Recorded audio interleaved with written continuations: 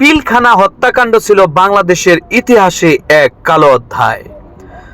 2009 সালের 25 ফেব্রুয়ারি তৎকালীন Bangladesh rifles BDR এর সদর দপ্তর পিলখানায় বার্ষিক দরবার চলাকালীন এই নারকীয় ঘটনা ঘটে।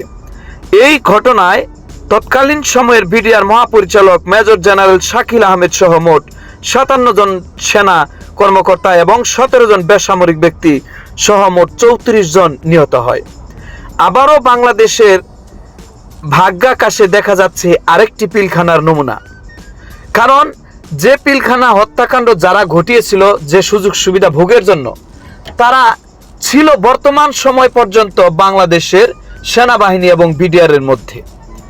তাই বর্তমান নতুন সরকার আসাতে যেভাবে সেনাবাহিনীদের এবং বিডিআরদের রদবদলের পরিকল্পনা চলছে, তাতে মনে হচ্ছে অচিরেই সেই পিলখানা হত্যাকাণ্ডের আরেকটি প্রতিশোধ হয়তোবা বাংলাদেশে হবে, যদিও সেটা যারা অন্যায়ভাবে পিলখানা ঘটিয়েছিল তাদের বিরুদ্ধে।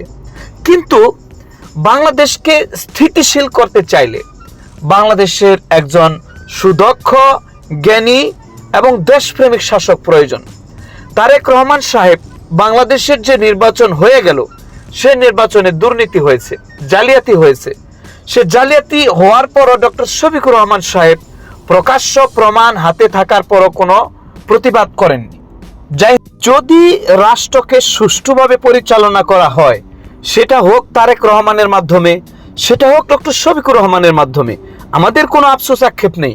আমরা চাই দুর্নীতিমুক্ত, শান্তিপূর্ণ, নিরাপত্তামূলক একটি রাষ্ট্র, যেখানে মানুষ সুখে শান্তিতে বসবাস করবে, জীবনের নিরাপত্তা থাকবে, নারীর ইজ্জতের নিরাপত্তা থাকবে।